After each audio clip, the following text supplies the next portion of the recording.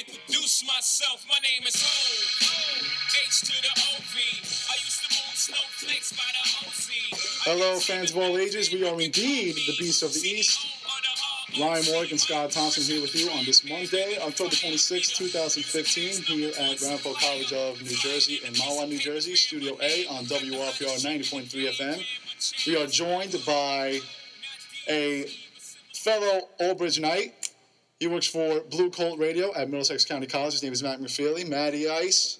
Thanks a lot, guys. Good to be here. You are in the best mood right now. So happy. You got the Mets shirt on. I've never been this happy in my life, actually, I would argue.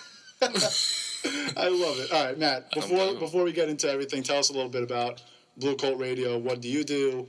You know, the whole gist. We have a sports show over there called The Lead. It's an hour on weekdays, Tuesdays and Thursdays. Go over that.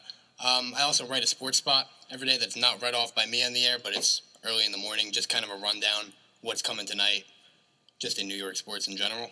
That's recorded or is that live? It's live. Oh, okay. It's a live spot. Just with the rest of the news that goes on. Yeah. All right, sweet. So check out The Lead, Matt McFeely on the air Tuesdays and Thursdays, 11 to 12 11 a.m. to 12 noon. You can download the Blue Colt Radio app. You can check it out on, what's the website? BlueColtRadio.com? Yeah. Is that it? Yeah. So go check him out. He'll be on the air tomorrow. You'll be on tomorrow, I guess, right? Yeah. Why were you on this week? You were sick or something? Just didn't feel? Yeah, that happens. I come on the show and I get put on the spot right away. And why weren't you on last week? Why weren't you? I mean, you know. Oh, yeah, happens. All right, so first things first, New York Giants back in first place in the division. Not very convincing, but you know what? All that matters is the win.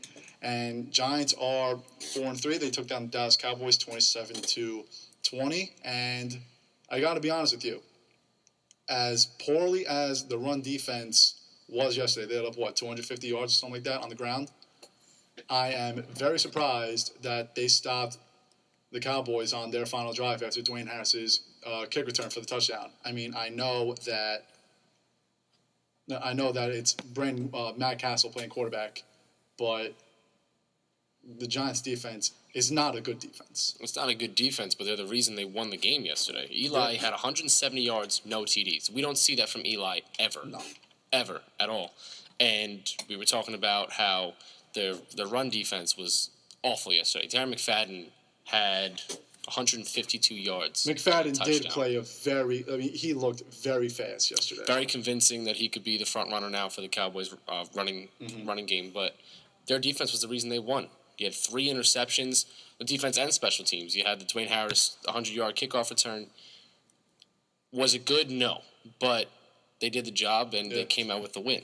But there's a lot of questions still there after this week.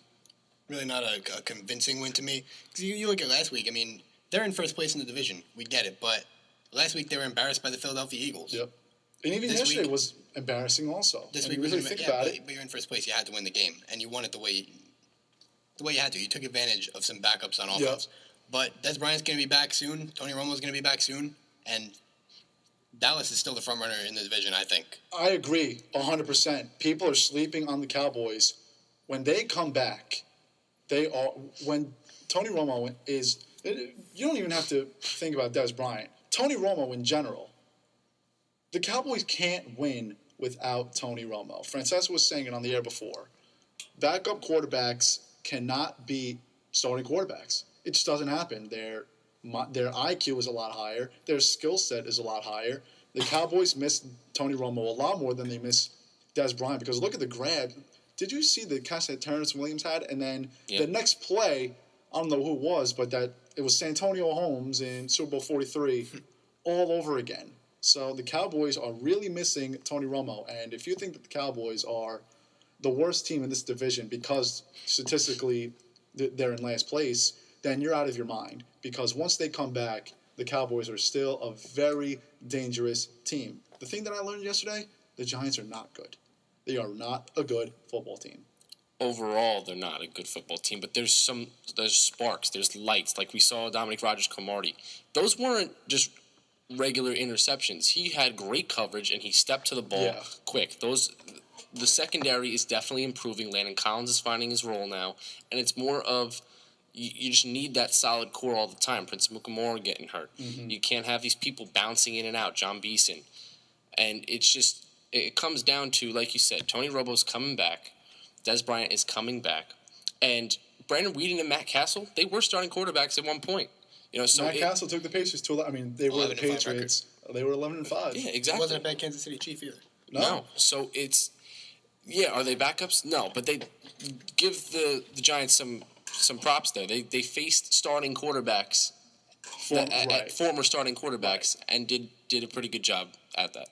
It's just like you said, they aren't a good team right now. They have their lights, they have their sparks, they have their little flames lit up in the offense and defense, but just putting it all together to make that bright flame whole, that's what they need to figure out. Yeah. I mean, a weird trio. I mean, we saw weird things yesterday. Special teams touchdown. We don't see that every day from the Giants. Dwayne Harris runs sideline to sideline. We've known that. We've been. He ran straight. He wasn't even touched Yep. in that, and that was my eyes lit up from that. And then wasn't Orleans expecting that. Darkwa. Brandon and George were saying this an hour ago on their show, G&V Sports.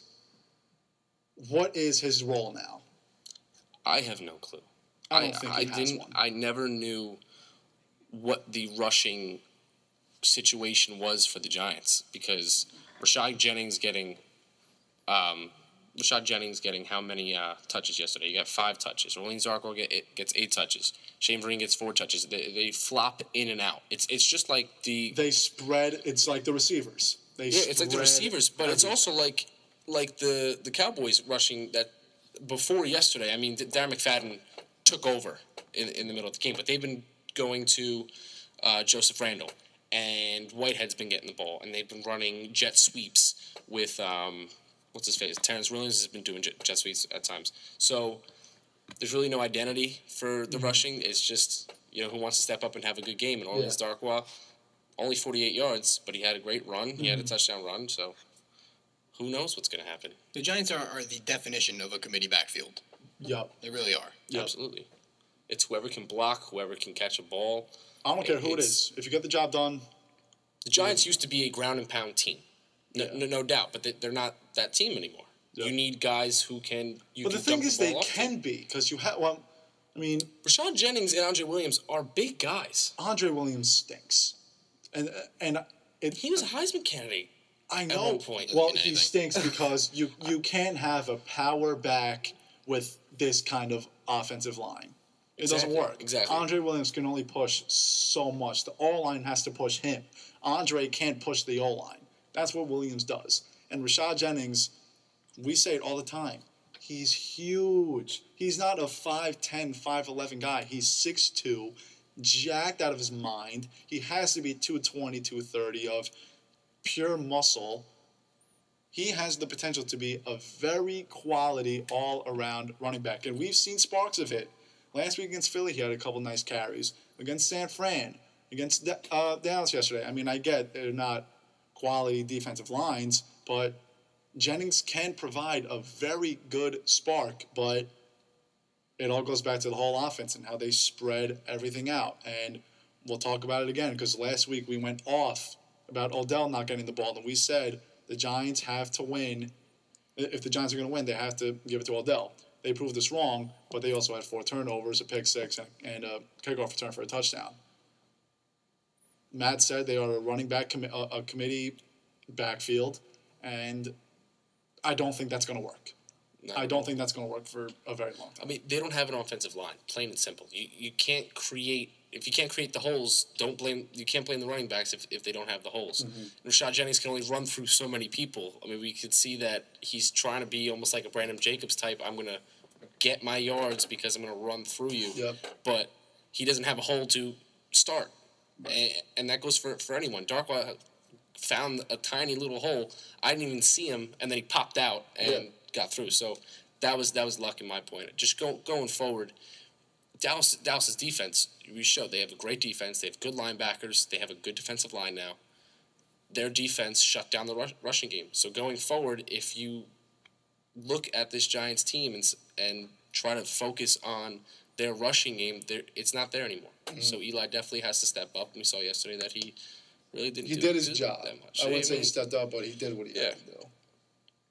Yeah, 4-3. This is what I expected them to be At this point, at this point. But I said it last week. You're a little upset because they could be 6-1, obviously. and none of their wins have been all too convincing. They barely got by for what is right now a bad Dallas Cowboys team. They barely got by a pretty bad San Fran team. Washington, they let up a lot of garbage points in the fourth quarter, and they didn't barely get by them, but Washington made it a little interesting. And who was their other win against? We should know this. I don't know. I forget. Buffalo. Buffalo. Buffalo was a convincing win. Buffalo was a good game, yeah. Buffalo was a convincing win, and the run D was really good. They stopped Carlos Williams. Yesterday, the run D just collapsed. I think it was a lot to do with McFadden, and obviously the Cowboys O-line, but Darren McFadden is coming into his own now. He needed to get away from Oakland because Oakland didn't have that line. right. Now that he's behind a good offensive line, like he was, if you go back to his days at Arkansas, Yeah. he had a great O-line, and that's why he came out of the draft as one of the top running backs, because when you give McFadden space, he can either A, run you over, or B, break your ankles. So he is that guy as long as he has that offensive line, and now that he has it, I don't understand why Joseph Randle was the front man, because I think Darren McFadden is twice the running back that Joseph Randle is. Well, McFadden was the backup because McFadden's injury prone. They didn't want to take that risk. I don't know that it has much to do with McFadden, actually. Really? I think I you disagree. could probably throw Trent Richardson on that team and he'd accidentally fall through a couple of holes. I mean, DeMarco Murray's playing some good football now, but he struggled big time those first 5 games, whatever it was. And, he had an MVP caliber season last year.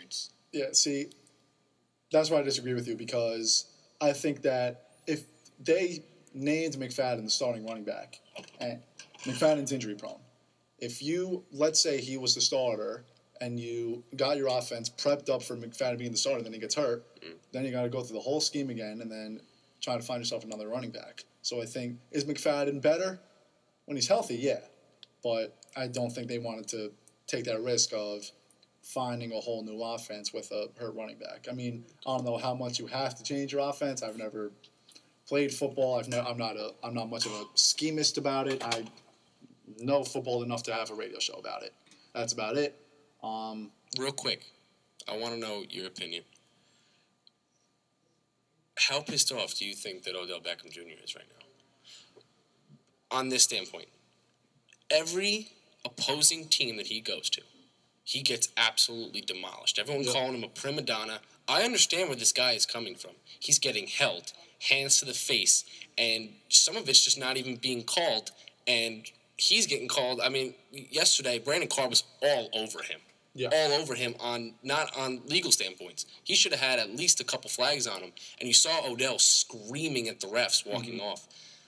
Where do you think, how pissed off you think Odell Beckham Jr. is? Because I don't blame Eli Manning for not throwing the ball because he doesn't look open. But Odell's got to tell him, listen, I'm getting held. I'm getting pushed after the 5 yards. These guys, they can't keep up with me. Throw me the ball because I'm going to get a flag soon at some point. I think that I don't know where I stand with Odell, because I did think that he was a little bit of a prima donna, but he is getting This is the thing. demolished. I see where he's coming from. Yes, does he Right. complain Now- about it now a you lot? kinda Yes, get but it. now I really do see Now where he's you get coming from, especially facing Byron Maxwell last week.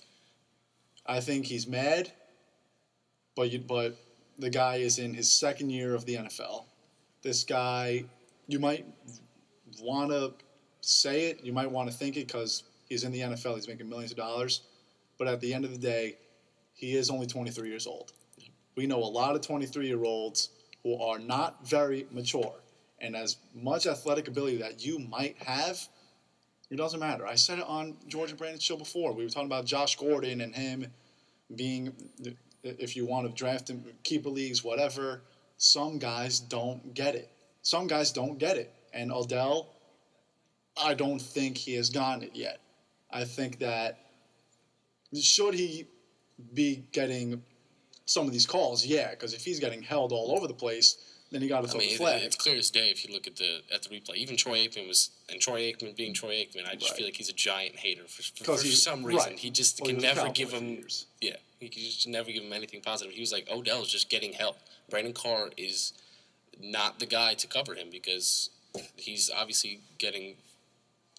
You were nodding your head when I said that he Yeah. was a prima donna. So I think he is. Also, he I, can't right. But He can I, be, I don't think it was fair to draw parallels between him and Josh Gordon and guys like that because those are guys that really, really don't get it and can't play in the league. Right. Although Beckham's not that. Because Odell is a little smarter Yeah. than Josh Gordon and idiots like that. I just don't understand. If you're a quarterback, you go to your number one receiver when you need him, and it's just to me 7 games in, you saw what this guy did last year. Yep. You utilized him really well. It's not like these cornerbacks have been like, oh, we understand what you're doing now. Odell Beckham is still creating space. He's still yards after catch are insane. I just don't understand why Eli is not throwing him the ball. And I don't even think it's Eli. I think it's McAdoo trying to spread the wealth, but there's only so much you can do. Yep. And I'm sorry, but there's been so many times where Odell Beckham should have gotten the ball in pressure situations. I think a lot of it has to do with Victor Cruz not being healthy. I think that Ruben Randall is not a number 2 receiver. No. He's not. Scott called me yesterday after Ruben Randall had 10 yards after the catch because he just doesn't get it. I mean, yesterday he ran out of bounds. The guy's playing hurt. You play football. Take a hit. You get hit in the chest, it's not going to hurt your hamstring anymore. He would have gotten hit from behind. He would have gotten his legs tapped. I know. Whatever. Anyway. But anyway, they can only throw. Here's where I'm going to play devil's advocate on myself. Because I think that they should be throwing the ball to Odell every single play. Odell had a clutch every first down. single Well, play, yeah. But I get what you're saying. he had a clutch first down, and then the next 3 balls went to Larry Donnell and Ruben Randall. Exactly. And 1 or I'm 2 saying of them were I don't dropped. think Larry Donnell should be getting the same amount of targets as Odell Beckham Jr. Larry Donnell had 3 targets in the first drive. I mean, he caught all of them. Thank I know, God. but I see right here 4 receptions for the both of them. 4 receptions for the both of them. Ruben Randall gets two receptions as well as Dwayne Harris. I get spreading the wealth. I get it. But you have a superstar top 5 wide receiver, in my opinion, on your team. I don't care if it's the second year in the league. You're going to throw him the ball because of what he did last year, what he's proven he can do. If you want to win games, if you want to throw up the score in the first half, that's what you do. You got to give your players the ball. Because what does that do? We're going to double team Odell Beckham. Then Ruben Randall's open. Then Dwayne Harris is open. You can't give them the ball in those situations, in my opinion. And that's why I said it all goes back to Victor Cruz, because you can only throw to, if Odell's getting 15, 20 targets a game, then you're obviously going to double team him. McAdoo loves spreading the wealth. We saw it yesterday even in the running game. Dwayne Harris and Donnell are getting as many targets as Odell. That's how it is. But going back to being held, maybe Eli doesn't see it. Maybe Eli looks at Odell, sees that he's being held. But if I'm a quarterback and I see someone being held, I'm throwing the ball. I'm throwing the ball because it's going to be a flag. Because you can't touch anyone in the NFL anymore. You see Aaron Rodgers do it all the time. The pass interference that it was on the Cowboys. It was an offensive I think it was offensive pass interference. Yeah, the Cowboys scored a touchdown, and it got called back because of offensive. It was offensive holding, and no one was touched. Just throw the ball as soon as you see a guy getting held. Throw the ball. But you guys said it yourself. Odell Beckham Jr. is not getting all these calls. He's not getting all these flags. So if you're a quarterback and you see maybe it's a Good hold, but point. that's tight coverage, you're afraid to throw that football. Because he's not getting the calls. Yeah. That's true. That's a good That's a good point. I think they have to feed Odell the ball though. He's their best receiver. You can argue he's one of the best. You can argue he's the best receiver in the league.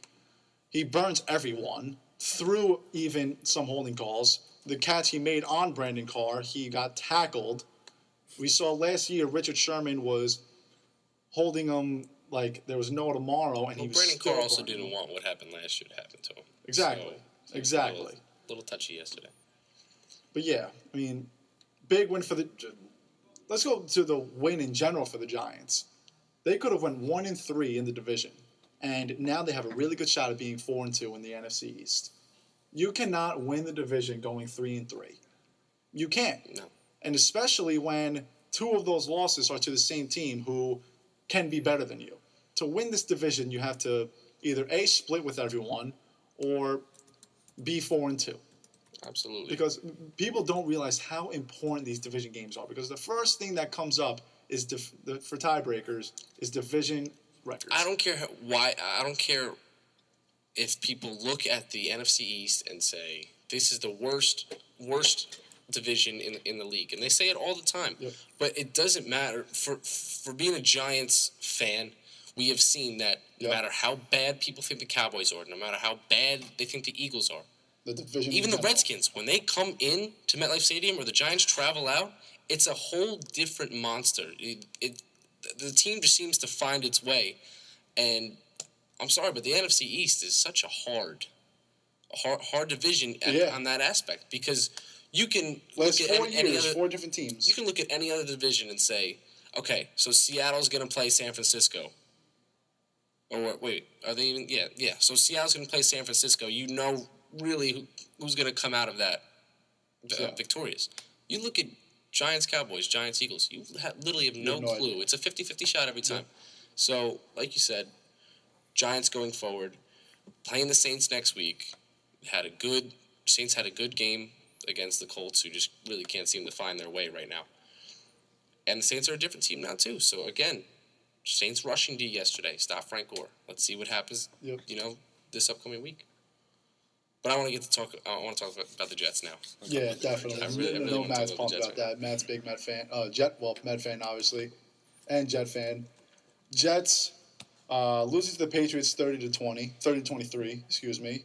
And if you believe in moral victories, this is the time where you take it, because they played unbelievable. They played very well. But the 4-12 Jets were playing the same game against the Patriots. The Jets always come within at least a touchdown against the Patriots. I don't buy moral victories at all, especially here. Right. Because I do think the Jets can hang. We know they can hang with the Patriots, and I think they could beat the Patriots. But one thing I wanted to touch upon was just listening to the radio today. I've heard a couple people, and maybe this is just the whole you're a New York fan, so you overreact. I've heard a couple people talking about give Geno Smith a shot. You got to see what you have in Geno Smith. Please stop it. I don't want to hear about that. Ryan Fitzpatrick's been great for the Jets. Yep. He really has been. And I think would you agree that the Jets are a playoff team right now? Absolutely. Absolutely. We said know they're this- contenders, but I think they're a playoff We team. said this in the beginning of the year. We said it in preseason. I really think that the Jets, whether it was wild card or even if they win the AFC East, they were making the playoffs this year. Yep. Defense wins championships, and they Have some defense. undoubtedly are the best defense in the league. Yeah. So you can't make a change and risk that playoff berth Yep. that you probably have going for you. Anyway, just about the Patriots game. The Jets played a good game. They were in it till the last second of the game, actually. And, it's one of those we'll get them next time type of games. A couple of things that just didn't go their way. I mean, the thing that hurt the Jets was that they could not take advantage of all the drops that the Patriots had. LaFell had 5. The Patriots in general had 10 or 11. And then you look at that and say, wow, the Jets should have won that game. But then you look at Brandon Marshall, the drop touchdown in the end zone. Then they go for 3. Even Marshall, which wasn't really his fault because it's hard to do a no-huddle offense with 1 second left and everyone's going, kind of a bad play call. But Marshall wasn't onside for that, and the 10-second runoff. A lot of things that could have went the Jets' way didn't. If Marshall catches that touchdown pass, it's a completely different game. I think that you said you don't believe in moral victories. I don't necessarily either, but I do when I expect what the result was, and I expected the Patriots to win. And I said it on Wednesday.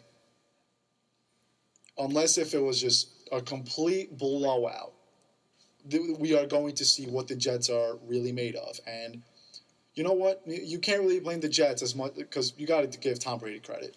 5 handoffs the entire game. Yeah. The Jets knew what was coming, and they couldn't beat them. Isn't it amazing how many different ways that team can beat you? I know. It's just, last week they're having no-name running backs pounding the ball over you, and then you got to play the Jets. You can't run the ball. He throws the ball. How many times did Tom Brady throw the ball yesterday? 54. 54 times. It's unbelievable. That's how good he is. That's how good Belichick is. That's how good Brady is. That's how good this team is. And people are saying that the Patriots are 6-0 but they beat the Jaguars, they beat the Jets, blah, blah, blah. They're the best team in football. They are the best team in football, and it's not that they beat the Jaguars by a touchdown. They demolished the Jaguars. What was the spread in that game? 14.5 or something like that? And they won by 40. The Jets are not a bad team at all. Dallas, I mean, I guess you can call that a whatever because Dallas hurt is a really bad team. We just went over it. The Patriots are the best team in the NFL because they have the best quarterback of all time. It's that simple. I mean, looking at the game, I'm going to completely agree with Matt. Yeah. I don't believe in moral victories either. If I'm the Jets and I want to make a statement about how good my team is now, Then I you want to wanna go win into that game. Foxborough and win that game. And they should have won yesterday. In Yeah. my opinion, they should have won. I don't Yeah. care that Tom Brady is your quarterback. Their defense failed on them at the Yep. end of the game. Good point. Look at Gronkowski's touchdown. Completely unscathed. They needed them to get a field goal. I didn't really see a lot of urgency from them. Granted, yes, it's Tom Brady. I Right. get that. But it came down to if you really think you have the best defense in the league, they showed that throughout the entire 1 through 3 quarters and a little bit into the fourth that they are the best defense in the league. They stopped Tom Brady. He's got so many weapons in Amendola and Gronkowski. Now with Brandon LaFell back, he has Brandon LaFell. Granted, Ryan, I don't think that's going to happen again. He's definitely going to Yeah. be a top Yeah. receiver for Tom Brady, and 1 through 5 is a top receiver for Tom Brady. So they did a great job yesterday. If you want to look at it as a moral victory, yes. But for me, it wasn't. I think that the Jets should have went in there. I picked them to win against the Patriots. So when they play them again, Yep. I don't think that the Patriots are going to come out as winners because I think the Jets are definitely going to evolve. Like you said, Ryan Fitzpatrick, I think, should stay as a starter right now. Without a doubt. He's doing a great job.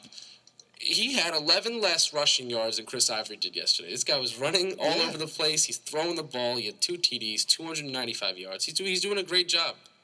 If you're a Jets fan, as much as you would have liked to win that Foxborough game, if you look at the next few games, because the way you draw up the schedule is you want to go at least 3-1 every 4 games, right? You draw it up into Absolutely, quarters. yeah. So the Jets go 3-1 the first quarter of the season. Second quarter, you beat the Redskins. You lose to the Patriots. You weren't supposed to beat the Patriots. Then you get the Raiders and the Jaguars. Then after that, you get the Bills and the Texans. There's a lot of winnable games on this schedule. The they Jets can- should win 10, 11 games. They can be 7-3 after week 10, and then 7-3 after week 11, I should say. Then you're home against Miami. The Jets are probably going to be favored. And I don't know about Miami. I don't know what team that is. Miami, we don't know yet. The Giants, not sure yet because the Giants are home. If the Jets were home, Jets would be favored. the same Miami game. It doesn't played matter. It's a home, isn't it? beat up and just completely confused Texans team. Yeah. That I don't think Miami is going to be even a thought in my mind going into the latter half of the season.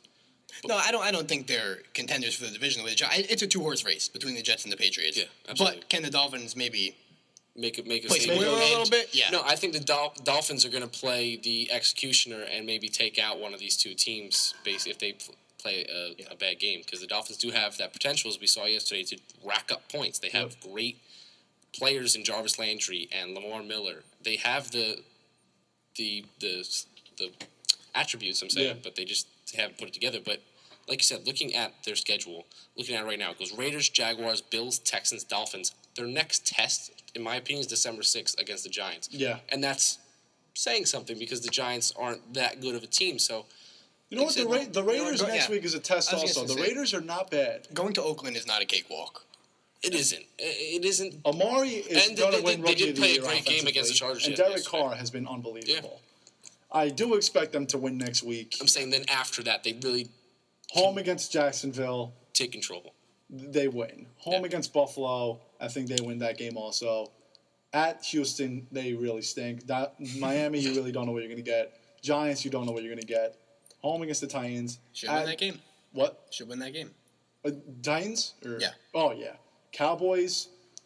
The Oh, final depends. three Who games knows? are hard. Who They play- knows? They play the Cowboys, Patriots, and Bills. That's going to be a hard 3-game test to finish That off is the a season. tough Yeah. three-game set. That's a tough But three-game if you set. play the way you know how to play and your defense keeps stepping up and everyone keeps producing, when they get to the Patriots, their second to last game at home, hopefully can have the chance to knock off the Patriots. That could decide the division right there. And that game. decide the division for themselves for once instead of having the Patriots always take the AFC East. Yeah, I mean, how many are they 1-1 in the division? Who? The Jets 1. They are. Yeah, they're 1-1, 1-1 yeah. in the division, and the Patriots were obviously undefeated. Yes. So, I mean, they have a shot. The Patriots are probably going to win the division. Yeah. But right now, the Jets are a playoff team, and are they benefiting from an easy schedule? I'm sure they are. They don't make the schedules though. We heard from the Mets all season long, the entire second half, easy schedule, easy schedule. Now they're in the World Series. We'll get into that in a couple of minutes also, but we've said it a million times. You're in the playoffs, you have a shot. Doesn't matter who you play. If you're in the playoffs, you have a shot. And you know what? Right now, they're a playoff team. They're 4-2. They could go 7-3. They could be 6-2, 7-2. They can be 8-2. All of these games right here are all winnable. Yeah. Dude, they're not going to win all of those games because you just can't assume that. But these are all winnable games for the Jets. And I was telling Matt when we were walking up in the studio before. Last year they went 4-12. How many times did they lose by a touchdown? Against the Packers, they lost by a touchdown. Against the Lions, who were 12-4 last year, they lost by a touchdown. Against Chicago, they lost by a touchdown. Against Denver, they competed. I think they lost by 10 or 14 points. Against New England, they only lost by 2. They're this close from being a 9-7 team last year. And people, all they do is trash the Jets. A couple years ago, they were ranked last in power rankings. Were they really the worst team in the league 2 years ago? Not even close. No. And I said this before the preseason. Rex Ryan should be with the Jets, though. This is the team he was looking for. Yeah, this is the I know. team he needed. Yep. I think Rex Ryan is a great coach. Well, what's going on in Buffalo? I mean, questions about the defense. I've never heard of that from I Rex know. Ryan. No, I know. not at all. I mean, they're wavering a little bit, but the defense for the Jets right now, not granted, Todd Bowles is doing a great job with the Jets. He's doing an absolutely phenomenal job. But Rex Ryan with his defense, come on, it would be lights out. It how is much right better now. can it get? Exactly, but this would have been his team if he was still here, and this is what he was asking for, and he's probably giving a nice little salute to bad salute to the Jets owner right now. Ryan Moore, Scott Thompson, Matt McFeely, Beast of the East on WRPR 90.3 FM. You can call in 201-825-1234, 201-825-1234. If you feel like calling, we'll hear from you after the commercial break. But before the commercial break, Scotty T, take us through. All right, it was senior day for women's soccer as they honored all the seniors on Saturday at the athletic field. Nicole Niedermeyer, Alexa Ragusa, Jamie Towie, Autumn Herring, and Rebecca Galarza, all seniors, were honored before the game against City College in New York. They didn't disappoint as well as they crushed CCNY 9-0. Ragusa had 4 goals, Niedermeyer with 3 goals, and Galarza recorded her first 2 career goals. Lady Roadrunners will return to action this Wednesday as they take on Kane University in their final regular season home game, and me and Ryan will be on that call at 3 p.m. on WRPR. Women's tennis also finished their fall season in beautiful fashion, defeating Rutgers Camden 9-0. They finished the season 13-1, which is a Ramapo record. Field hockey beat Stockton 2-1 on Saturday thanks to 2 goals in the second half from Gianna Moscuri, that's a hard name to pronounce, Nice. and Nicole Healy. On to the NFL, great rivalry games as we were talking about before, played for both New York squads. The Jets took on the Pats in Foxborough and were leading going to the fourth quarter until they allowed 2 touchdowns to ultimately lose 30-23. Brendan Marshall dropping a crucial, which would have been a game-tying touchdown. They're now 4-2, and they will travel to the West Coast to face the Oakland Raiders, who came off a big win against the Chargers yesterday. America's Game of the Week saw once again the Giants against the Cowboys at MetLife Stadium. The G-Men defense may not have halted the run game, but with the boys' backup QB, Matt Castle, making his first start this year, they made him pay. Forced him to throw 3 INTs, 2 taken away by Dominique Rodgers-Cromartie, 1 for a pick 6. G-Men won 27-20, which marked their first win against the Cowboys since 2012. Now 4-3, they will travel to New Orleans to take on the Saints. And we can't forget about tomorrow night. Mets are back in the World Series, their first since the Subway Series of 2000. Edison Volquez and Matt Harvey will be on the bump in Kansas City for Game 1. First pitch, 8:07 on Fox. And right after commercial break, we'll talk about the Mets and what we think is going to happen in this World Series. You're listening to B-Sub East on WRPR 90.3 FM. You're listening to WRPR. You definitely forgot. I always forget. So many things. You're going first. Melissa texted me, turn off the mics. I can hear. Yeah, we left the mics on. Whatever. It's not the first time. I didn't curse at all, so You ready for my? You know the Beast of the Week process, right? Oh God. All right. So the whole thing was I thought of this while in political science class last year. Beast of the Week is basically our top performer of the week. Could be anyone from any sport, whatever makes you happy. So think of one because I didn't. So I'm going last. I will go first. Good. I'm going with my boy Nate Washington. Shout out to my dad for this fantasy pickup. Nate Washington had 2 touchdowns yesterday, about 100 or some yards, a lot of catches. Nate Washington's someone that you don't hear from very often, but yesterday he had a solid day. And again, shout out to my dad for benching Rashad Jennings and playing Nate Washington. I wasn't too big of a fan of that, but then kind of worked out for me. You know who my beast I still is? lost, but You want to know who my beast is? yeah. Kirk Cousins. Kirk Cousins. Kirk Cousins yesterday. You was, like that? He was on his 10th gear, I think. And this guy is probably still pumped up. He probably didn't get an ounce of sleep yesterday. Kirk Cousins with the comeback. What was that, 24-point comeback against the Bucs? Largest in Redskins history. Largest Redskins history. This guy was an absolute animal yesterday. My cousin was at the game. He said tickets were $25. He went to the game. And Kirk Cousins put on a show. And afterward, if you didn't see it, look it up. Looks at the media and just goes, "You like that? You like that?" Yeah, he was pumped. Guy was pumped, and I loved it. Kirk Cousins, my beast of the week. I'm going to go Stephon Diggs, Wow. Minnesota. I think he had 6 catches for 108 yards and a touchdown. And, I mean, hop on the waiver wire now and grab him. My brother, yes, I said Stephon Diggs was a one-game wonder. My brother's like, no, he gets thrown to all the time. That's all Teddy Bridgewater throws to him. I'm like, no, he doesn't. He had a That happened. was that him with that catch yesterday? Yeah. That layout. Did you guys see whose catch was it? It was the ALCS on Saturday night. I actually saw it the other day. I don't know who it was, though. I I didn't saw it on watch ESPN. Unbelievable. I mean, it doesn't Was matter it anyway. Pilar? It might have been What was Pilar.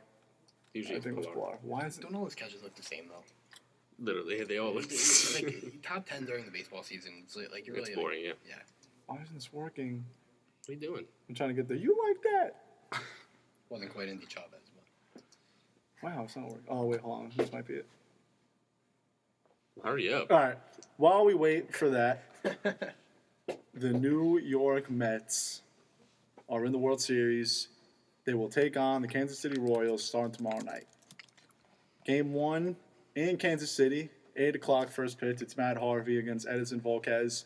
I think the Royals, before we get into the Mets, real quick, I think the Royals are making a very good decision with starting Volquez. Cueto has not done much. And outside of that, the Royals really don't have much pitching. Volquez has pitched very well. And I think you got to leave him as your game 1 starter. He's fully rested. Cueto really hasn't done much. And when Cueto struggles, he struggles big time. I think the Royals made a very good choice in starting Volquez game 1. Absolutely. Edison Volquez has displayed himself as the ace right now in this postseason. Johnny Cueto has not really liked to transition from the Reds to the Royals. His ERA is way up, especially in this postseason. I believe it was above 7 at one point, if it still is. But what I like, Ryan, you know that only one Royals starter has faced Matt Harvey? Really? Alex Rios has 1 hit and 3 at-bats. No one else has faced him in the last 5 years. I mean, Well, he this is the just first came time up. the Mets have traveled to Kansas City in 11 years. Yeah. Only people that have not faced Edison Volquez that will start is Michael Conforto. Only person. No way! No, that's ridiculous! It's not ridiculous, Francesa. That's ridiculous! Only person. Yoenis Cespedes has a hit. Michael Goodire, 3 hits and 9 at-bats. Wilmer Flores, they've all faced him. Highest guy, guess what? Guess who has the highest average against Edison Volquez? Daniel Murphy has a 4.17 average in 12 at-bats. That's ridiculous! That's good. That's impressive. Absolutely. So, I think that this game is working heavily on paper in the Mets' favor. They were talking about it before on the Michael K show. Who has the advantage? Royals hitters or Mets pitchers? Daniel Murphy. Daniel Murphy. No. This Royals lineup is relentless. These guys just know how to work at bats. You can never put these guys out 1, 2, 3. It always has to be a 4 or 5 pitch at bat. And with Matt Harvey on the mound, you're going to see obviously a lot of fastballs. And I said this to my dad and to my brother yesterday. They're like, oh, they're fastball hitters. But we saw that the Mets pitchers, second time through at least, have been throwing off speed first. They've been mixing it up, and they have to because this Royals team, they're just like them. They're young, they're competitive. They lost it last year, and they're back again, and they're you know that they're going to come guns hot because it's basically the same team except for a couple of people. So I think the Royals' bats, in my opinion, are definitely going to be a lot crucial. Right, I think, in this series, because you know that the Mets pitchers are going to pitch. So I think it's up to the Royals bats if the Royals want to come out champions in this World Series. You're the Met fan. The Royals bats have the advantage over Mets pitching just because if there's a team that's going to hit the heat of the young guns on the Mets, it's the Royals because those are the guys that put the ball in play. They'll shorten up their swings, and they play good baseball. They play small ball. The Mets don't face much of that. And the Mets, what's probably the worst aspect of the New York Mets game? Is it the hitting? No. It's certainly not the pitching. It's the fielding. Yep. So you could probably get the Mets to run into some trouble if you're putting the ball in play. And the Royals do that. Yeah. The Royals make you pay for your mistakes. But I think the Mets pitching has the advantage because I think pitching always has the advantage. The hitters don't know what's coming. Can the Royals hit? Of course they can hit. But this Mets pitching staff is up there with the Braves in the 90s. They're up there with what other solid rotations are there. You know what's a very underrated rotation? The Marlins from like the early 2000s. Beckett, Burnett, Leiter, who was kind of on the back end of his career. Dontrelle Willis. They were unbelievable. But seriously, this Mets rotation, you can make the argument that it's one of the best of all time. It's got to be. And I don't think you can make that argument with the Royals. And pitching has the advantage. I don't care how bad of a pitcher you are. I don't care how good of a hitter you are. Pitching has the advantage because only the pitcher knows what you are throwing. I think that just not even looking at it as who's going to win this series, look at it from a baseball fan aspect. This is great for the game of baseball. Yep. You have two young teams instead of the normal Cardinals, Yankees, Dodgers. Or exactly. You have the Royals and the Mets. 3 years ago, Ryan, would you say that the Royals and Mets even made the playoffs or even came close? No. Mets postseason, maybe. I'm saying this is just great for the game of baseball because it shows that these young guys, they have fire. I said this before when we were talking about the whole Jose Bautista bat flip thing. I loved it. I love how these young players are really changing the dynamics of this sport and not keeping it as traditional as it used to be. Right. And Rob Manfred is all for it. Yep. He loves it. He's anchoring this new movement of baseball, and I just love how these two young teams, two fiery teams, are in this, and I think it's going to be a great series to watch. I love it. I absolutely love it. I think that this is going to sound insane. Okay. I think the Royals are overrated. The Royals are overrated? There is not one guy except Lorenzo Cain where I really look at their lineup and I say that I'm exactly why they're not overrated. Those are the teams that win championships. The teams that play together and they play with the chemistry that the Royals do. There's not that one guy. Absolutely. I completely agree with Matt. You think they're overrated? I don't know why. I just think they Lorenzo are. Cain isn't even a top 15 outfielder in the league, in my opinion. The guy can hit. Guy can hit, yeah. But he's not... Look at Andrew McCutchen. You want to look at Jose Bautista. You really going to think that... Oh, no, Lorenzo Cain isn't up there. Exactly why. But that's my point. I'm not like... I don't think they're overrated. I think they've been underrated their entire lives, even last year. I had them winning like 82 games. Everyone said that the Royals were going to make the championship series in the beginning of the season. And they have proved throughout the whole season that they did it, and they're back again. I just think That's it's why they're not I just overrated, think in my it's opinion. more chemistry than it is They lived up to the hype. star player. Absolutely, and that's why Use your nougat. There you I'm go. using my nougat, and I'm saying I'm not using- I don't think I'm that using my they are nougat. not an overrated team. Alex Gordon, Alcides Escobar, Lorenzo Cain, Gerard Dyson. These people, I didn't even know who they were last year. Literally, I had no clue who these Right. guys were. And yeah, we got to call it. Ooh. I can't wait to hear this. All right, who's this? Where are you calling from? Brandon from Mahwah, New Jersey. Oh, hi, Brandon. Hello, Brendan. So Hello, Brandon. I don't get to talk about baseball on my show because George hates baseball. But He loves the Mets. That's weird. I was listening. About the Mets Royals and who has the advantage. The Mets hit the pitchers or the Royals hitters. Okay. And honestly, in my opinion, the Mets pitchers they have the advantage if they mix up their pitches because, like Scott said, they are fastball hitters. They love hitting the fastball, and like Matt said, they put the ball in play. And if the fielders don't make the plays, then the pitchers are at a disadvantage. Yep. I It think really all that comes down to if DeGrom showed it, because I thought before this series against the Dodgers, I thought that DeGrom was straight fastball, did not know how to mix up pitches. He proved me wrong 150%. Yep. So if they can all keep doing that, I don't see how this series is going to work well for the Royals. And the Royals pitching staff isn't, and it's good, but it's not great. And the Mets hitters have been absolutely tearing it up. I mean, obviously Murphy. But the other guys are playing really well. Right batting over 300, the 375, I think. Justin's having a little bit of trouble, and they need to get Duda out of the lineup. But I think that if the Mets pitchers can keep this offense in check and the fielding holds up, the Mets easily have the advantage. Absolutely, Ryan. Brandon. I mean, Brandon. I'm saying Ryan before Brandon said. Brandon. Ryan said before that the Mets pitching staff is probably one of the best of all time, and I think, honestly, I don't disagree with them, but I think they're going to definitely prove to people that that's the case because if they can come into this series and put out these Royals hitters, they're going to have to spot the ball. They're going to have to switch it up.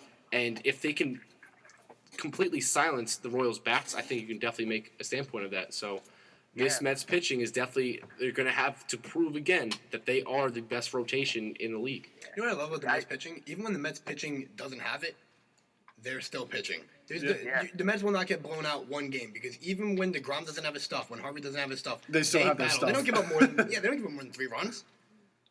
They produce quality innings. And that's why they You can have the. expect at That's least why 6 they have innings the out of advantage. every single one of these pitchers. Yep, because they have stamina, they have the stuff, and Love it.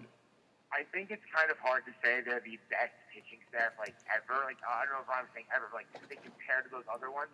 Yes, we also have to remember this is their first year together. Yeah. Let's see if the continued success continues before declaring them Glavine, Maddox, and Smoltz. right. And like I That said, is without a doubt.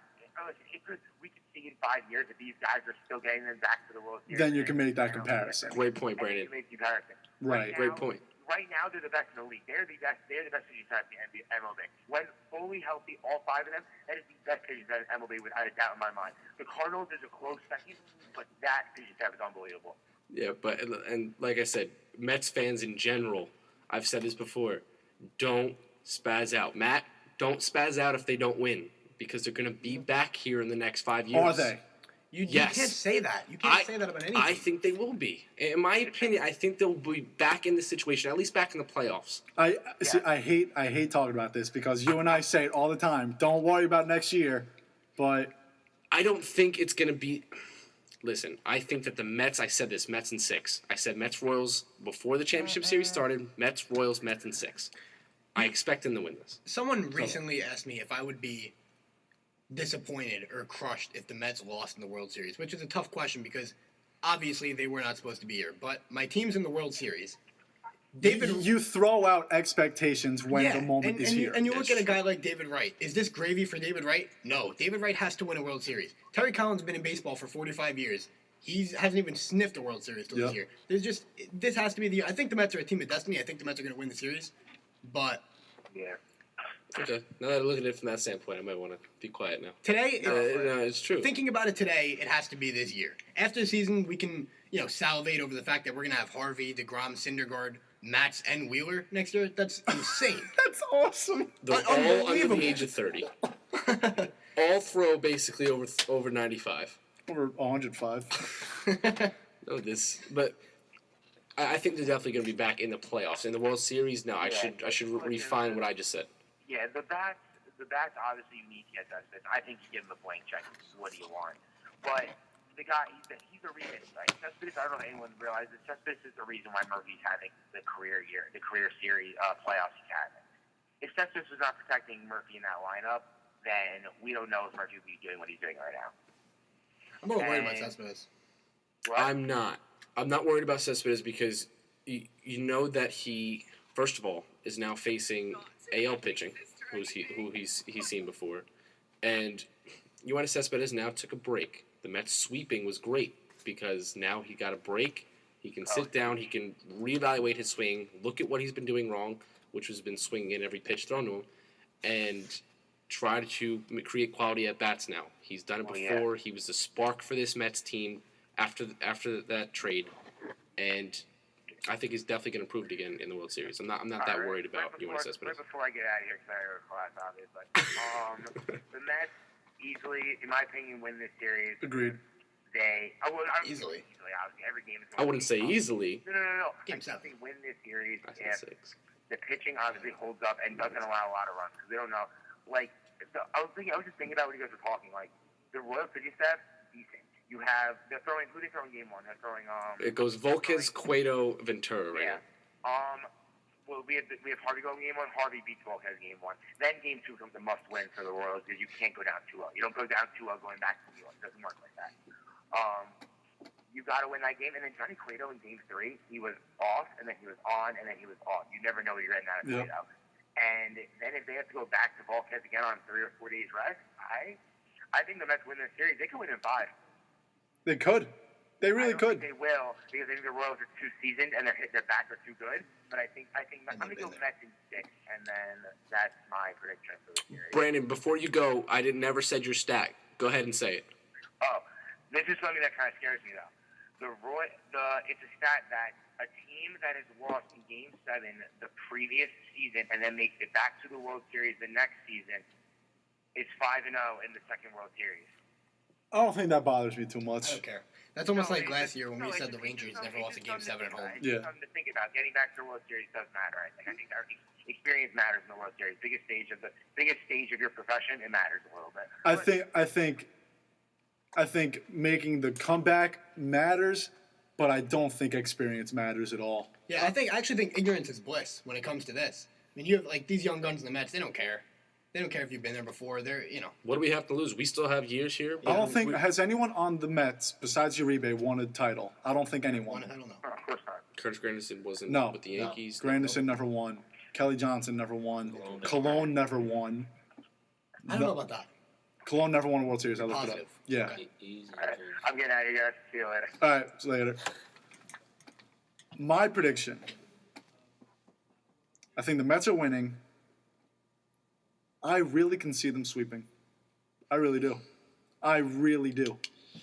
They took Kansas down. City's hard to play. That's because you hate And the Royals. Cubs. What did they do against the Cubs? I mean, the The Cubs. Cubs were completely outpowered. Bats, Right. I don't care. Like I said for the Cubs too, they're definitely going to be back in the playoffs. They're also a young team. They finally solidified themselves. Yeah. They brought everyone up. Solaire's up. Baez is up. They're going to be back. But the Mets are just better right now. They're just a better team right now. So yeah, I don't think you can even look at that Cubs series and say anything about that. See, I think you can because I think the Cubs are more of an offensive powerhouse than the Royals are.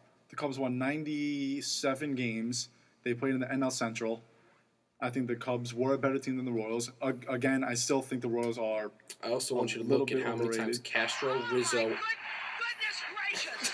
There you go. I want to see you look at how many times Castro, Rizzo, and Bryant struck out. These That's guys true. are hit or miss players. That's why I said that works to the Mets' advantage. The fact that they were a more of an offensive powerhouse. I'd rather face that. Because they If I'm a strike pitcher. out, and then you don't have to worry about the Yeah, Mets fielding. absolutely. Yeah. So now you have Gerard Dyson. Lorenzo Cain will put down a bunt if he has to.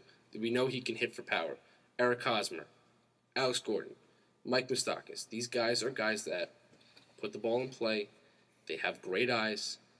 except for Salvador Perez. You know that last year, swinging at 5 or 6 fastballs above the strike zone to end Yeah, that was a little rough. end that Game 7. But this team can definitely, like we said, put the ball in play. They create good at bats. They make you pitch. They want to make you go to the bullpen. And we'll see what happens if that's the case. That's what the Royals are best at. The Royals are very good at taking advantage of mistakes. Yeah. They're very good at outplaying. They know how to outplay you. They just won't go up there and try to outplay you. Like, they know how to do They're it. the quintessential fundamental team in the league. Catch the ball when they need to. They throw you out when they need to. They place down a bunt, sack fly. They know how to play the game. They know how to get wins. And that's why I don't think the Mets are going to have a blowout. That you said, what, you think they can really do it in 5? Of course they could, but I just don't see it happen. I think the earliest would be Game 6 if they can beat them. What do you think, Matt? I'm taking Mets in 6. What do you do with Steven Matz? You start him. You start him. start him. Definitely start them. You start Steven Matz, yeah. But you do what you did last series, where it was kind of like the day before he was going to start. It was like, well, if we need him out of the bullpen, we'll take him out of the bullpen. You know, he can go either way. It's true. I honestly think that Steven Matz has to start because I agree. you can't let Matt Harvey be on just 3 days rest. I think you need to give him a little bit more time to develop. I think that you have the system. It's worked. Don't change it now, in my opinion. So All right, so Leave Mets the way in it is. 6. Mets in 6. I don't see this game going 6 games. Really? I don't. What do you think it, Ben? I think Mets in 4 or 5. I really do. Okay. I think that their rotation is that good. I hope you're right. I mean, their rotation. I hope you're right too, so I don't have to see Mike pace around his room anymore. You're gonna tell me you don't like that? No, because he starts throwing stuff when something happens. So, that's being a fan. His team's in the World Series. What's so bad I about want to that? throw stuff at you, but anyway. Coming from a Yankee standpoint, though. Ready for this? No, not Yankees. not What are the 27. Yankees? Not 27. I can't believe I'm saying this. I'm so miserable. Go ahead. Yankees beat the Royals 4-2 in the season series. Oh, I hate this. Yankees beat the Mets 4-2 in the season series. Yankees 2015 World Series Couldn't win a champions. wild card game. 28 titles. This is why I hate Yankee fans. Well, I never said that. Can you shut your mic off, please? What was that? Can you shut your mic off? What was that? Congrats to the Mets, though. They 27. Talk Shut to us up. when you get 20. Shut up. I'm a Yankees fan saying congrats to the Mets. Oh, And I'm rooting for thanks, you all the Scott. way. See- I have been. We and Ryan have been rooting for the Mets this You know, entire you know what I hate? love it. How Yankee fans are saying, how can you root for the Mets, blah, blah, blah. How can I Yankee agree. fans No, root no, for the no. Royals? No. Listen, if I go into work the next day and I want to rub it in Yankee fans' faces that I won the World Series and they want to celebrate with me, I don't want that. I want Yankee fans to be Yankee fans and I want Met fans to be Met fans. I don't really want Yankee fans behind Met fans. Because if the Yankees won the World Series, I would be rooting against the Yankees. I root against the Yankees every day. I mean, I like where he comes from Because we were he's a Met fan. You were listening to LeGrec and he said the same thing. I'm not going to change the way it is, but I do it because, like, once the Yankees are out of it, I just throw away unless if it's like the Red Sox. if I didn't have anything to root for, I wouldn't be watching it. And I'm not going to root against a New York team. I'm a Devils fan, and I was rooting for the Rangers these past 2 years. I don't understand that either. I do it because, as much as I am a fan of a team, I'm a fan of the sport also. That's the thing. Yeah, but you root for the Mets to get there and play against the Royals. But then why are you behind the Mets more than any other team? What about the Cubs? The Cubs I was rooting for over the Mets. Okay, That wasn't a question. I love living in it. Yes, I'm a fan of a team, but like you said, I love the sport. I love what the Mets are doing for this sport. I'm not going to root against what they're doing. And it's not necessarily that like I'm rooting for the Mets. It's more of put a gun to my head. Then that's the situation. If the Mets lose the World Series, I don't care. I'm not going to lose I sleep don't over it, care. obviously. I'm well. not going to sleep for a year. I'm going to lock myself in my room and cry, actually. right? Exactly. But like the Met fans to the Yankees, it's different. The Met fans have had to see. This is just coming from. I'm not trying to brag about the Yankees. It's just the truth. The Yankees have been the big brother, and that's just how it is. The reason why Met fans hate the Yankees and their fans is because the Yankees are the best franchise of all time, and the Mets have to live in the Yankee shadow. And Yankee fans are saying like, how can you root for the Mets? It's the rivalry, blah blah blah. It's more than being a Yankee fan. Met fans, they root for the Yankees to lose because they just expect the Mets to be out, I guess, with the exception of this year. Once the Yankees are out, whatever other teams do, it has no effect on the Yankees anyway. So why care so much? No, it's just it just feels like this is finally the Mets moment, and then destiny. I have to celebrate with Ryan Morik instead of me being able to brag about it. I don't like that. I want Yankee fans to be Yankee Well, you fans. can still, you I was can the still- you can first. still brag Come about on, that's harsh. When the Mets clinched the NL East, he tweeted to like 100 people, like, "This Ryan is Morik it, was the first finally." one. I was the first one. Only Yankee fan in the thing. Yeah, because Ryan talks baseball with me all throughout the season. We're Okay. talking like going back to like April when nobody else wants to watch a game. So People hate baseball. Well, I'm sorry, but I'm that guy. I guess you're gonna. I'm not gonna celebrate. I'm gonna say congrats. But I appreciate that. I just I'm not gonna be like Mets, like let's go. Like I'm not I gonna be appreciate super what pumped. teams do for the sport, and You got to root for I'm the not story. gonna say like my cousin. Well, before we go real quick, like last year with the Rangers, he was rooting for the Tampa Bay Lightning. I don't care about the Tampa Bay Lightning. The Lightning just won. A Stanley I live Cup in New 10 years York. ago. I'm not going to root for a team in Tampa Bay. I'm sorry. I'm going to root for the New York team. I I don't. don't even think it's about being. I mean, I root for the New York team so we could do a show about it. Yeah. But not necessarily for the fandom. Yeah, but it's just I don't know. I just Not don't. rooted for the Rangers because, well, I'm one of 3 Devil fans in my entire family, so I was rooting for my family to be happy. All my And friends are 2, Ranger fans, basically. It's exactly, you just- want people to be happy, and you root for I'm not the gonna story. root. It's that simple.